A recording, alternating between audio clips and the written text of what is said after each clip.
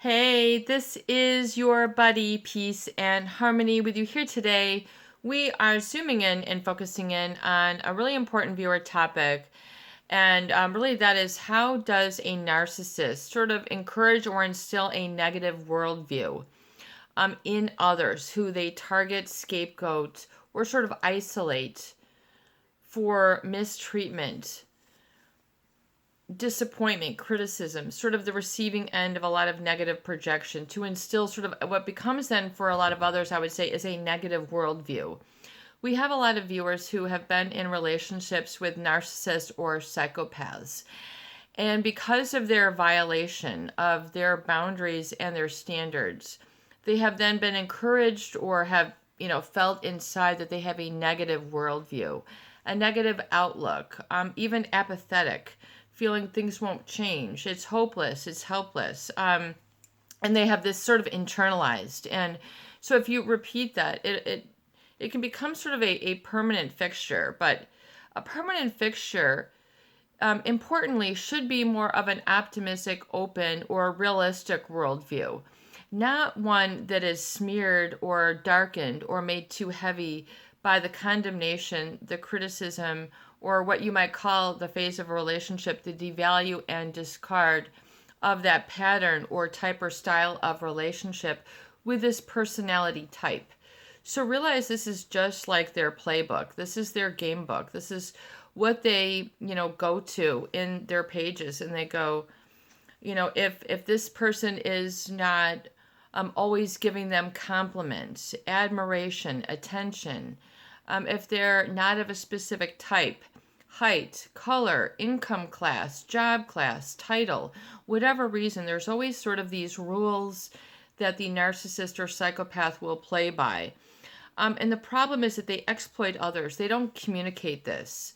They don't come out and say, da, da, da, da. They just mistreat others. And then they sort of like to assign this dramatic and erratic shift, which is the condemnation, which means not only is it like a healthy sense of, well, don't do this, in other words, the normal back and forth, tie your shoes, straighten up your pants, whatever, the sort of normal feedback that people give.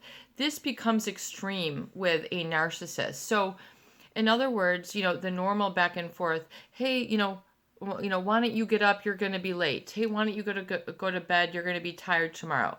Why don't you, the normal back and forth of helping each other out. So this becomes extreme. And so rather than it being a normal function for the narcissist, it becomes a tool of manipulation and self-aggrandizement. So because they feel that they know better, see better, or have authority, that they then use this to their advantage to claim superiority.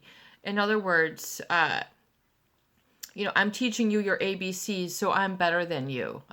It's not that I'm more mature or have knowledge or have wisdom that I can share. It's quote unquote, I am better than you. I think this is how they interpret it. And then so it gives me the right to mistreat, say specific things, cause specific downer emotions, rather than being supportive. And they sort of get this, I would say part of their personality disorder is they get this sort of juice or, reward from feeling better than other people. And even if this means exploiting others because they have a lack of empathy, they just sort of keep this going. And I think for a lot of narcissists and psychopaths, it works for them. They're able to convince others that they're less than. They're able to convince others they don't feel that way. They're able to convince others that they are wrong, through gaslighting and brainwashing, telling them, and then people buy into it because they're not strong enough, or they haven't encountered this harshness, so they don't know how to process it. They don't know how to cope with it. They don't know how to interpret it. They have not encountered this type of person or situation. So really you need to have knowledge about people. You need to have knowledge of what really kind of, even if it's cursory, what is narcissism, psychopathy, and then what does it look like? And it's, in It can be in family systems, it can be in workplaces, it can be in the doctor office, it can be in, uh, whatever. You know, narcissists and psychopaths can be in all walks and of society, and particularly they're heavy in business, I would say, and politics, and in other words, overly represented in politics, business, show business, um, entertainment, things like this, where that you're really trying to get these higher incomes, this higher status, this higher power, this clout. They're so unique. They're so special. They're not like anybody else. The rules don't apply to them. This is not true. I can just help myself to this. Give me your refrigerator. Give me your bank account. Give me what, in other words, give me your, and they'll take the attention from others by being distractive. So you have to realize the value of your attention, and that part of this, and sort of sorting out, is to realize that this is a commodity that you have, and this is value. So your attention, when someone say pay attention, that's stating that there's some value. Pay, that there's a currency there. There's something of value. And this really is sort of what is up for being devalued. So your very value is devalued. So you have to sort of wade through that confusion and realize the cause that's created this effect.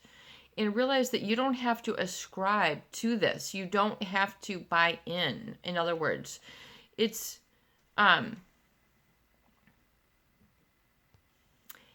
okay for you to know and see otherwise. But oftentimes that's going to be met with refute or resistance or denial. So it'll cause people to sort of live in denial, fearful. And I would say the main thing is that they're unable to sort of move on, meaning they get caught up in this analysis, and they're unable to sort of take what you might consider as just a whole, healed or empowered aspect of self into other relationships, new settings, because people are afraid that they can't enforce if there are boundaries or challenges. In other words, what happens if they get another narcissist or psychopath trying to do the same? Do you know what to do? Do you know how to enforce your boundaries and standards? Do you know how to embrace your truth and not have it miscommunicated? In other words, how can you then develop communication style in a positive worldview so you can continue on what I call pod thinking, or positive orderly direction, thinking, feeling, behaving, and becoming. And so your worldview, meaning your perspective on yourself, is really where that negative seed had sort of overgrown and sort of caused you to be eclipsed from other experiences, i.e. your okayness. You are okay, that you're not inherently flawed, the way that you communicate your values, your perspective, who you are. So that worldview needs to be restored, and you need to really work on that. You need to surround yourself with people, places, situations, and images, and mindset and beliefs. So we're talking about what I love is the intangible.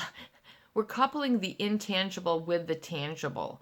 So the intangible, meaning that which you can't see, feel, meaning your belief, your opportunity, your mindset, your hope, these abstracts. These are things oftentimes that the narcissist or psychopath does not get, talk about, or resonate, or really understand.